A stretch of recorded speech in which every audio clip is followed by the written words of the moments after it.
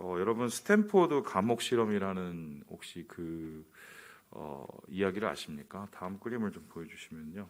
이 1971년에 스탠포드 대학에서 이 필립 잠바르도 교수라는 사람이 이제 심리학 교수인데요. 사람들을 데리고 좀 심리적인 이 실험을 했습니다. 이게 뭐냐면 일단 이제 대학생 중에 70명의 지원자를 받았어요. 그 70명 중에서 24명을 또 선발을 합니다. 그리고 그 24명 중에서 또 9명씩 또 선발을 해갖고요. 이 교도관 9명, 죄수 1명 역할을 이렇게 감당하게 했습니다. 그러니까 총 18명이 70명 중에 선택이 된 거죠. 그래서 이들을 2주 동안에 한 공간, 그러니까 감옥처럼 꾸며진 그 공간에 격리를 시켜서 이들의 행동이 어떻게 변화되고 심리가 어떻게 변화되는지를 살펴보는 실험이 있었습니다. 이 실험이 이제 심리학적으로 좀 되게 큰 반향을 일으켰는데요. 이유가 뭐냐면 원래는 14일을 계획한 이 실험이 나중엔 6일도 채 가지 못해서 다 끝나버려요. 왜냐하면 생각보다 끔찍한 일이 벌어졌기 때문인데요. 이 사건을 가지고 무슨 뭐 엑스페리먼트인가요? 뭐 그런 이 영화가 2번이나 아마 제작된 것으로 알고 있는데 그 영화 뒤에 결론은 좀 무자비하고 잔혹하게 끝나지만 그렇게 정도는 아니고요. 6일이 지나니까 사람들 행동이 완전히 죄수인 사람 역할을 하는 사람은 죄수로 변해버리고 교도관의 역할을 하는 사람은 교도관으로 아예 변해버리는 겁니다. 그래서 죄수인 사람들은 막 그 심리적인 이 공황 상태가 오는가 하면 심지어는 나중에는 뭐 정신 착란까지 오시는 분들이 있었고요. 그리고 이 교도관 중에는 맨 처음에는 그냥 웃음처럼 시작을 하다가 이 나중에는 진짜 자기가 교도관이 된 것처럼 착각을 해서 이 죄수들을 지금 보는 것처럼 저렇게 무자비하고 폭력적인 행위들을 서슴지 않은 것으로 이렇게 나타나게 됩니다. 그래서 더 이상 이 실험을 계속해 나갔다가는 뭐 상상 이상의 결과가 나올 것 같아서 이 실험을 중단하게 되었는데요. 흥미로운 것은 2가지인데 이 실험에 참여한 이 70명 선발돼서 또 9명 된 이 18명이 꽤 괜찮은 대학교 출신에 그리고 이 뭐 전혀 뭐 중독이나 마약을 하지 않은 약물 중독이 아닌 사람들을 뽑았을 뿐만 아니라 그리고 이 사람들의 이 계층 그러니까 이 재산 정도나 이런 수준이 미국의 중산층 정도 됐다는 겁니다. 그러니까 쉽게 설명하면 보통 사람들이었어요. 이 보통 사람들을 데리고 각각의 역할을 했는데 이러한 전혀 인간의 잔악성과 폭력성이 그대로 드러나는 모습을 보여주게 된 것입니다. 2번째로 흥미로운 것은 뭐냐면 이 실험을 지배한 이 짐바르도 교수라는 건데요. 이 상황이 이렇게 심각하게 돌아가는 것을 보면서도 그치질 않았다는 거예요. 그래서 이 실험이 어떻게 그치냐면 자기의 동료인 여교수가 이 여기에 와서 참관을 해서 6일 정도 돼서 참관을 해서 이건 도대체 더 이상 진행했다가는 비인간적인 것으로 끝날 것 같아서 그 사람의 얘기를 듣고 비로소 거기서 멈춰버린 거예요. 그러면 이것은 어떻게 되냐면 실험을 한 사람, 이 실험자들도 어떻게 보면은 이 폭력과 잔악성과 완전히 인간의 그 한계, 이 민낯이죠. 민낯을 이제 보게 된 거고요. 심지어는 그 실험을 진행한 사람조차도 자기도 모르게 동화되어 갔다는 거죠.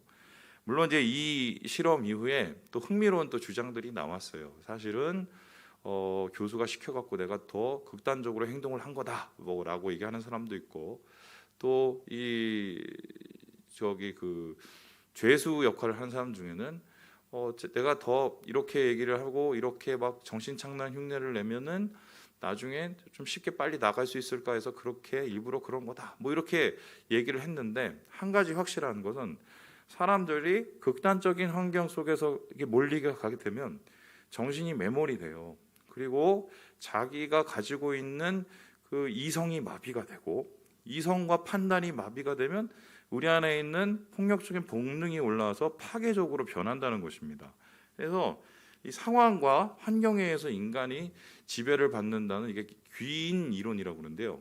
이 귀인 이론이 증명되지 않았을까 하는 실험이 이게 스탠포드 감옥 실험이라고 하고 있습니다. 저는 왜 오늘 여러분과 이 얘기를 하냐면 이스라엘 백성들의 모습이 이스라엘 역사에서 가장 잔혹한, 가장 폭력성을 드러내는, 어떻게 보면 스탠포드 감옥 실험보다 더 무자비하고 불법적인 행동을 보여주는 민낯이 오늘 말씀 속에서 드러나고 있기 때문인데요. 오늘 이 한 레위인과 그리고 그의 첩과 또 그를 맞이한 한 노인의 이야기에서 발단된 이 스토리가 나중에 어떻게 발전이 되냐면 다음 그림을 보여주시죠. 이 동족상잔의 비극, 그러니까 이스라엘 백성에는 정말 잊고 싶은 이 베냐민 지파를 나머지 11지파가 완전히 몰살시키는 그러한 이 동족상잔의 비극으로 끝났다는 것입니다. 우리도 이러한 전쟁을 경험을 했죠. 여러분 생각을 해보세요. 우리가 6.25 전쟁을 했습니다. 빨갱이 나쁘죠. 나는 공산당이 싫은 거죠. 그렇죠? 그런데 북한 사람들이 다 나쁜가요? 북한 사람들은 다 빨갱인가요? 예? 그렇다면은 남한에 있었던 그 사람들은 아주 용맹하고 아주 정의롭게 공의롭게 대처해서 싸웠을까? 여러분 그 태백산맥이라는 그 소설을 보셨는지 모르겠지만 그 소설에 보면은 이 한 마을에 어떠한 일들이 이 전쟁을 통해서 잔악성이 드러내는지를 보여주고 있는 개인이 있죠. 거기에 보면 빨치산도 문제지만 나중에 국군이라는 이름으로 와갖고 거의 비슷한 행동을 잔악성을 보여주는 행위가 보입니다. 그렇다니까 이게 뭐냐면요, 이 사람의 내재하고 있는 그 폭력성, 그죠? 그것에 주도되는 인간의 모습, 사실 인간의 이 민낯과 밑바닥이 이 겉과 속이 혹은 뭐 그 수준과 정도가 다를 뿐이지 우리가 그러한 인간의 존재라는 것을 드러내는 모습 아니겠습니까? 그래서 일본도 전 마찬가지라고 생각해요. 일본 사람들이 나쁜 게 아니라 정확하게 따지면 그러한 잔악성을 자꾸 이끌어내고 이 폭력성을 이끌어내는 일본, 그걸 이용하는 일본의 그 정치인들이 나쁜 겁니다. 그래서 저는 지금 우리나라 상황을 굉장히 심각하게 보는 이유가 뭐냐면 이 정치인들 중에 이 좌든 우든 간에 사람들이 가지고 있는 그 폭력성을 자극을 해갖고 소위 말해서 사람을 더욱더 잔혹하게 만들고 폭력적으로 만드는 모습을 보게 되는 거죠. 그래서 이런 얘기를 하죠. 좌에서는 토착 외구라고 하면서 소위 말해서 좀 기성세대 그리고 열심히 나라를 위해서 이 봉사한 이 뭐 60대 이상, 70대 이상의 이 세대들을 막 욕을 하는가 하면 반면에 이 70대 이상의 또 태극기 부대들은 젊은 친구들을 향해서 소위 말해서 이 빨갱이, 그죠? 정신 나간 나라를 북한에게 헌납하는 빨갱이 이렇게 몰아붙이지 않습니까? 그런데 그렇게 몰아붙이고 그렇게 싸우는 사람들이 결국 누구냐면 우리 아버지요, 우리 어머니요, 우리 아들이요, 우리 딸이에요. 이 짓을 누가 만든다는 거예요? 결론적으로 정치인들이 이것을 이용해 먹는 거거든요. 여기에 놀아나면 절대로 안 돼요, 여러분. 오늘 이스라엘 백성들도 이러한 광풍이 지금 불고 있는데 한마디로 왜 이런 이스라엘 백성의 잔혹한 난폭한 역사가 진행되었고 이스라엘의 이러한 상황이 이루어졌을까? 이 난폭한 역사를 이 사사기 20장에는 다음과 같이 기록을 하고 있습니다. 우리 같이 한번 읽어보죠. 시작. 이스라엘 사람이 베냐민 자손에게로 돌아와서 온 성읍과 가축과 만나는 자를 다 칼날로 치고 닥치는 성읍은 모두 다 불살랐더라. 이 사람들이 왜 이렇게 다 죽였냐면요. 재미있는 건요. 자기들이 굉장히 정의롭고 공의롭다고 생각을 해서 다 죽인 거예요. 그래서 베냐민 지파는 지금 일종의 빨갱이자 토착 외군 거예요. 쟤네들을 한마디로 죽여야 하나님의 뜻이 세워지고 쟤네들을 죽여야 우리가 공의롭다고 생각을 했어요. 근데 이 이야기의 끝이 어떻게 끝나는지 아세요? 이렇게 완전히 몰살이 끝나고 나서 베냐민 지파가 400명도 안 남았는데 다 죽이고 나서야 이스라엘 백성이 그때 깨달은 거예요. 막 울기 시작했어요. 우리가 도대체 뭘 한 거지? 우리가 한 족속을 완전히 엉망진창으로 만들어 버렸구나. 한마디로 잔인성과 폭력성에 우리가 휩싸여서 소위 말해서 정말 하나님의 공의와 사랑이 무엇인지를 다 잊어버렸구나. 뒤늦게 깨달아요. 뒤늦게.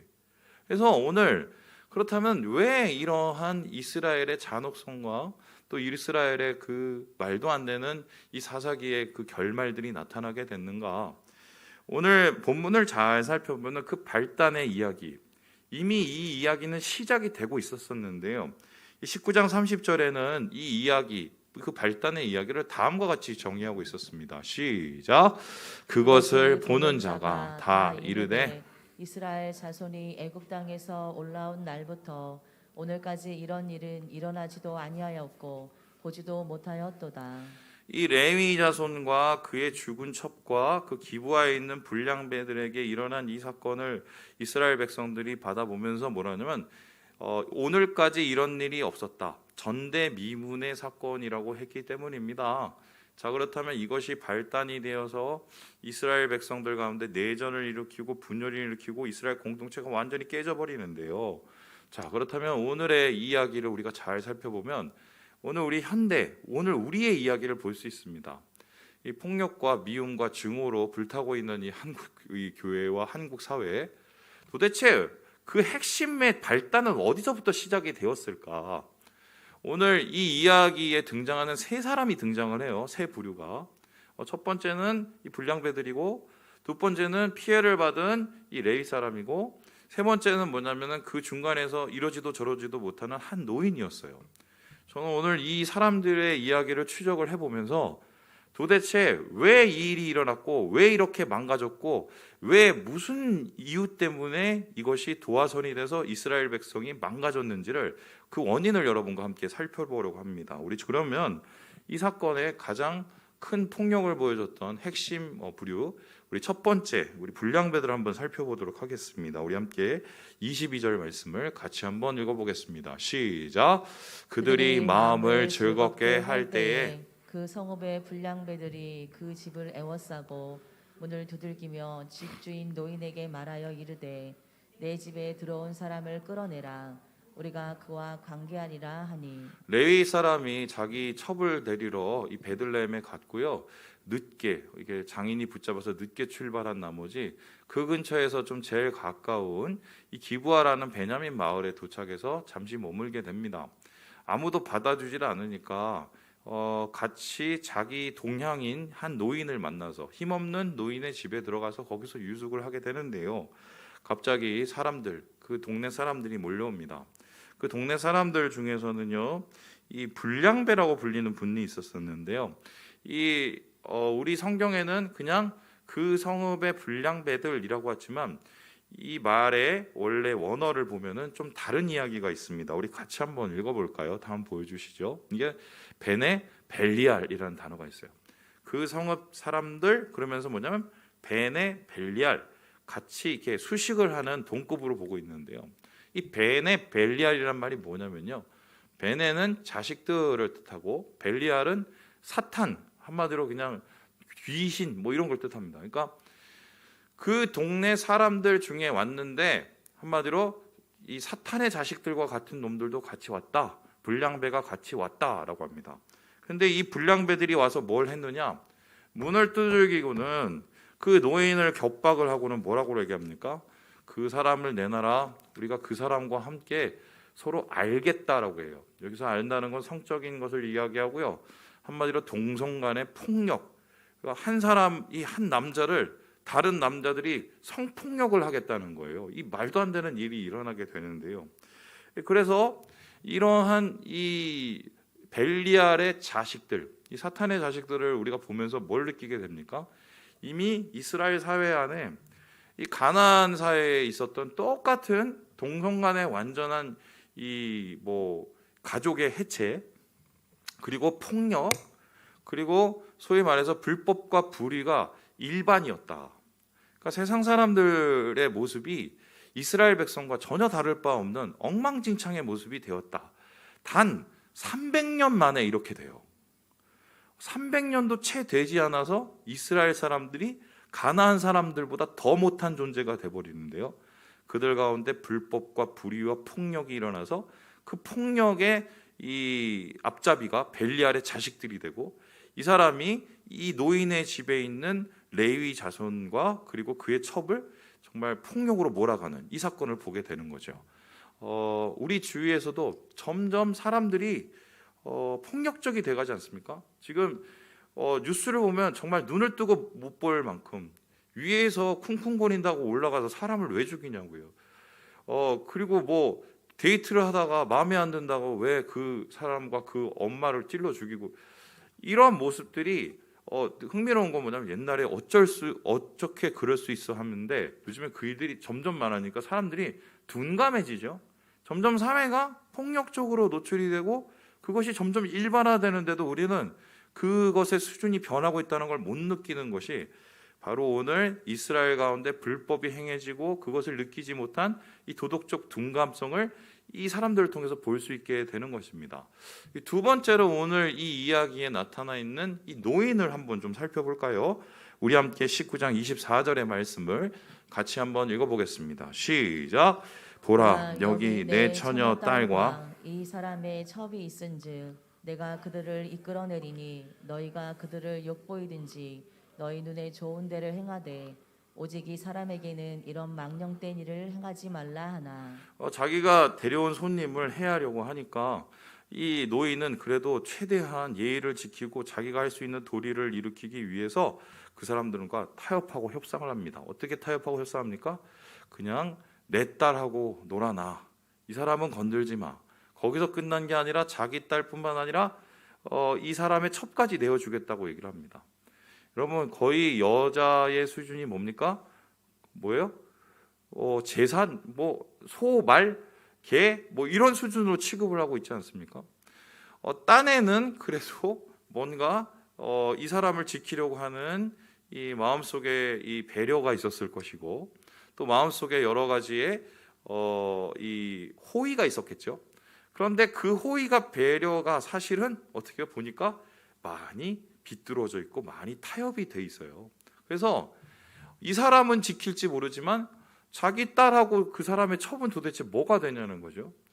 그래서 이 사람의 얘기는 나는 최악이 아니라 차악을 선택했다라고 얘기하지 모르겠지만 사실 이 노인의 선택도 상당히 구부러져 있는, 자기가 얼마만큼 하나님의 공의와 도덕에서 멀어져 있는지를 깨닫지 못하는 점점 물들어가고 있는 모습을 보게 되는 겁니다. 여러분, 한국 교회의 모습이 그렇지 않습니까? 제가 예전에 우리 교회 왔었을 때 가장 큰 실수를 한 게 한 가지가 있어요. 그게 뭐냐면 저희 교회에 이제 어쩔 수 없이 이제 외부에서 오시니까 외부에 있는 이제 그 다른 교회에서 상처받고 오시는 이제 그 성도들이 있었어요. 이 성도들이 있으면 제일 먼저 와서 이제 좀 겉돌다가 나중에는 이제 자기 소개 얘기를 이렇게 풀어놓습니다. 소개 얘기를 풀어놓으면 뭐냐면 내가 다닌 교회에서 있었던 얘기를 쭉 늘어나요. 그러면은 내가 이런 일이 있었고 이렇게 당했고 이렇게 힘들었고 어려웠고. 근데 그때 제가 뭐라고 했냐면 얼마나 힘드셨어요, 얼마나 어려우셨어요 이러고 마음만 달래줬으면 될 일을 그 목사님이 잘못했네요, 그 장로가 잘못했네요, 그러면 안 되죠, 그런 식으로 하면 안 되죠. 편을 들어줬어요. 그냥 위로만 해주면 될 일을 편을 들어줬어요. 그랬더니 나중에 어떻게 되는지 아세요? 사실은 비난과 비판이 우리 마음속에서 가시지가 않으면 그건 나중에 다른 불화의 불씨가 됩니다. 이런 건데 시어머니 욕하면서 어떻게 해요? 며느리가 나쁜 시어머니가 나중에 되지요. 마찬가지예요. 우리가 저 목사는 어떻게 저래, 저 장로는 어떻게 저래, 저 집사는 어떻게 저래, 이 소리는 우리 안에 뭐가 있냐면 나는 안 그래, 나는 덜해 라는 생각이 있거든요. 그런데 따지고 보면 물론 그 사람보다 나는 덜할 수는 있어요. 근데 하나님의 기준에서 보면 어떻게 해요? 둘 다 문제인 거예요. 어떻게 보면 지금 많이 멀어져 있으니까. 아마 노인은 나는 저 폭력배보다는 덜해, 그리고 나는 이 사람을 지키려고 했어 라고 말할지 모르죠. 그리고 그게 말이 맞아요. 하지만 하나님의 기준과 공의의 기준에 보면 도대체 그럼 자기 딸은 뭐냐고요, 이 여인은 뭐냐고요. 한마디로 이 세상의 기준 속에서 자기도 모르게 점점 닮아가고 타협하는 우리 교인들의 모습, 신앙인의 모습을 볼 수 있지 않겠습니까? 그래서요, 제가 지금이라도 여러분께 죄송하다고 말씀을 드리고요. 둘째는 여러분도 그런 마음이 있으면 빨리 해결을 하세요. 그 전에 있었던 교회에서 좋았던 일도 있었을 거 아니에요. 그러니까 거기를 다니셨겠죠. 그런 기억만 남겨놓으세요. 그리고 안 좋은 마음들의 이 기억은 그건 자기 자신을 돌아보는 이 계기가 돼야 되지, 그것이 자기 자신을 정당하고 세우게 되는 이 이유가 되면 전혀 영적으로 도움이 안 되거든요. 지금 어쩌면 점점 자기도 모르게 타협하고 있는 이 노인의 모습, 우리의 모습을 보게 되는 겁니다. 마지막으로 오늘 세 번째 이 사건의 중심에 있는 피해 당사자라고 할 수 있는 레위 사람의 이야기를 한번 볼 텐데요. 우리 함께 28절의 말씀을 같이 한번 읽어보겠습니다. 시작. 그에게 이르되 일어나라 우리가 떠나가자 하나 아무 대답이 없는지라 이에 그의 시체를 나귀에 싣고 행하여 자기 곳에 돌아가서 그 불량배들에게 첩을 넘겨준 거예요. 첩을 넘겨줬는데 그럼 밤새 소위 말해서 폭행을 당하다가 나중에 거의 죽은지 산지도 모르는 상황에서 문 앞에 이렇게 엎드러져 있었습니다.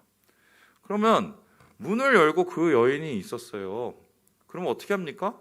우리의 보통의 생각은 어떻게 해요? 달려가서 괜찮나 살펴보고 어떻게든 뭐 같이 미안하다고 얘기를 하고 어떻게든 살려보려고 노력을 해야 될 거 아니에요?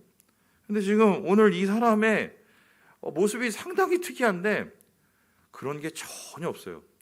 제가 그냥 그대로 해볼게요. 일어나 가자.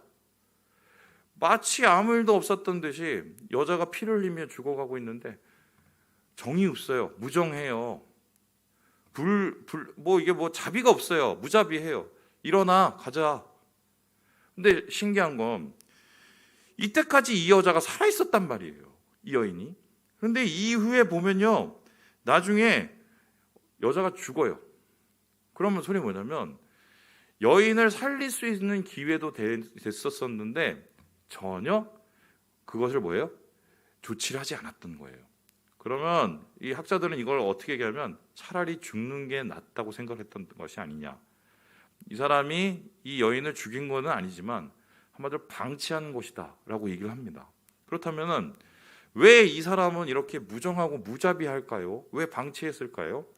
29절을 보면 그 이야기의 이유를 찾을 수가 있는데요. 우리 같이 한번 읽어보겠습니다. 시작. 그 집에 이르러서는 칼을 가지고 자기 첩의 시체를 거두어 그 마디를 찍어 12덩이에 나누고 그것을 이스라엘 사방에 두루 보내매. 이것을 하고 싶었던 거예요. 이게 뭡니까? 자기가 데리고 자기가 사랑했던 사람의 몸을 12개로 쪼개요. 여러분 이게 말이 돼요? 그리고 그걸 쪼개서 어떻게 합니까? 각 지파에 보내요. 결론적으로 이 지파에게 보낸 사람들은 이 시신이 유기된 이 시체 조각을 가지고 어떻게 돼요? 이게 뭔 일이냐 싶어갖고 사람들이 급히 모이고 그렇게 모인 사람들이 40만 명이 넘는단 말이에요. 그러면 이 노인은 이 레위인은 이 여자가 죽고 살고는 별로 신경 쓰이지 않는 거예요. 이 레위인의 마음엔 뭐냐면 내가 분통난 것만 있는 거예요. 내가 화가 나는 것만 있는 거예요. 이 여자가 죽는 건 그 다음이고 내가 이런 피해를 당했고 내가 이런 상함을 당했고 그러니까 나는 복수를 해야 되고 이 생각만 있는 거예요. 그러니까 이 사람도 역시 불량배하고는 물론 차원은 다르겠지만 정도의 차이만 있을 뿐 사람과 영혼에 대한 배려는 전혀 없어요. 자기 생각, 자기 감정, 자기 판단 그리고 자기의 분노만 있는 거죠. 여러분 오늘 이 이야기를 보면서 떠오르는 이야기가 있지 않습니까? 바로 창세기 19장에 나타난 이야기입니다. 다음 그림 보여주시죠. 여러분 잘 아시는 소돔과 고모라의 이야기입니다. 거의 얘기가 이 데칼코마니처럼 이렇게 거의 맞아떨어져요. 거기도 그 천사를 갖다 내놓으라고 막 얘기를 하죠. 그랬더니 룻이 뭐라고 얘기를 합니까? 우리 딸을 줄 테니까 좀 받아오라고 얘기를 하죠. 그리고 어떻게 해요? 나중에 물론 하나님께서 도와주셔서 그곳을 탈출하기는 했지만 이 롯은 어떻게 합니까? 자기가 뭘 잘못했는지, 자기가 어떤 것을 돌이켜야 되는지는 생각은 없고 당장 이 멸망 앞에서 뭘 합니까? 나 더 이상 못 가요. 다 무서워서 나 못 해요. 그러니까 나 안 돌아갈 거고요. 저기 앞에 있는 저 동굴에 가서 나 숨게 해주세요. 자기 생각밖에 없어요. 심지어는요, 자기를 따라오던 부인이 죽었거든요. 나 못 가겠다고 얘기하다가 한마디로 유황에 맞아서 소금이 돼버리죠. 소금 기둥이. 전혀 거기에 대한 유감이라던가 또 자기 안에 있는 자책이 1도 없어요. 그리고 이 롯의 얘기는 어떻게 끝납니까? 이 아이들, 그 롯의 딸들이 할 수 있는 일이 뭐냐면 결론적으로 자기들 생각밖에 안 해요. 세상이 다 끝난 것처럼 생각을 해서 나가볼 생각은 안 하고, 우리 이렇게 됐으니 우리라도 어떻게 살자 해서 아버지를 술을 먹여놓고는 어떻게 합니까? 아버지하고 성교를 하죠. 잠자리를 해서 어떻게 애를 낳습니다. 그게 뭐예요? 모압이요 암몬 조산이 됩니다. 그러면 이 소돔과 고모라의 이야기와 그리고 오늘 이 레위인과 이 기브아에서 있는 빌랑배의 이야기에 공통점이 있습니다. 지밖에 없어요. 여기에 대해서 예수님께서는 다시 해석을 하시는데요.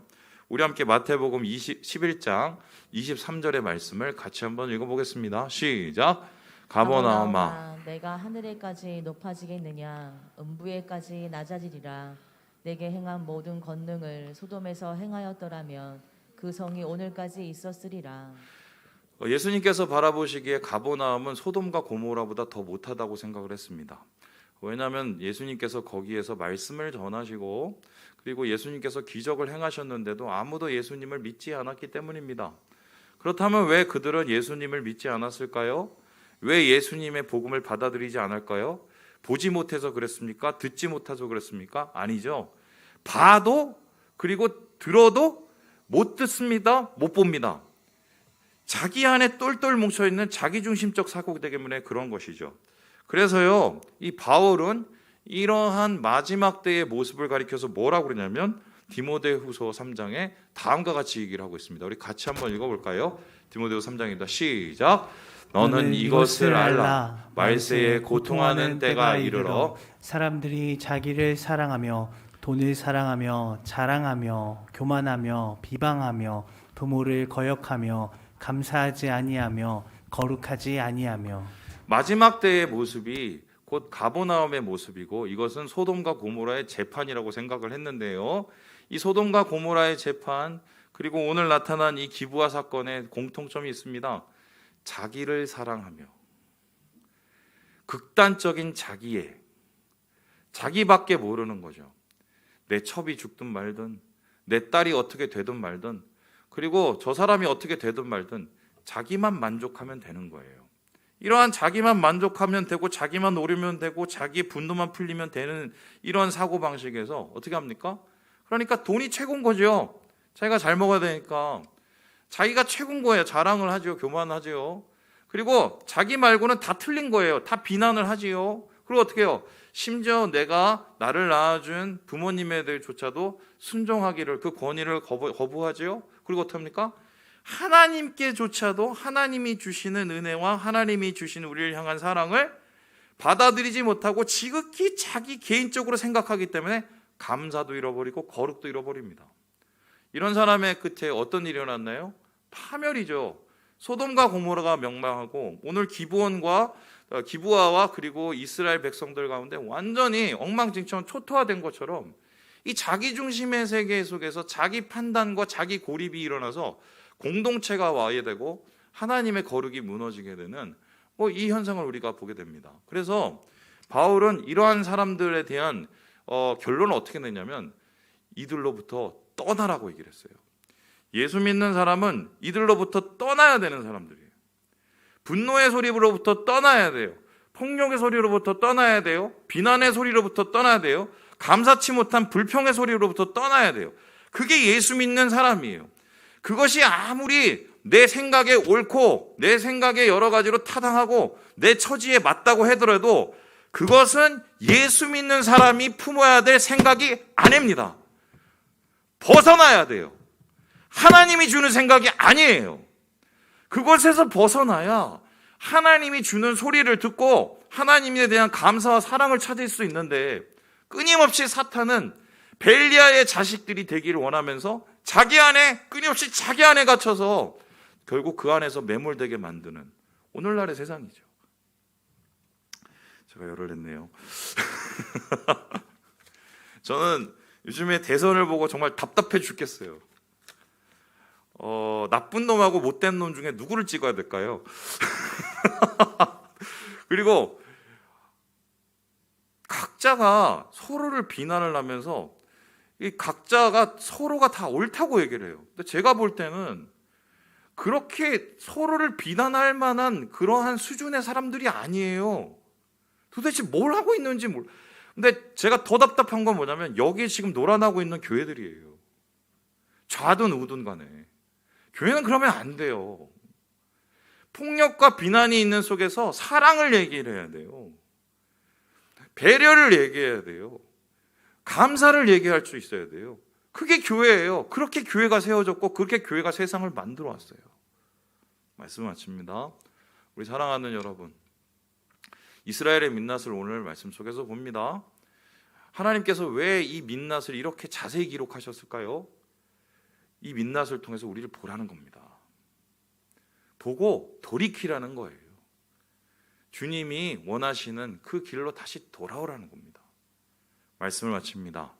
주님의 은혜로 이 하나님의 이 메시지를 듣고 주의 자비와 긍휼과 하나님의 은혜의 세계로 다시 돌아오는 이 시간 되기를 주님의 이름으로 축원합니다. 기도하겠습니다.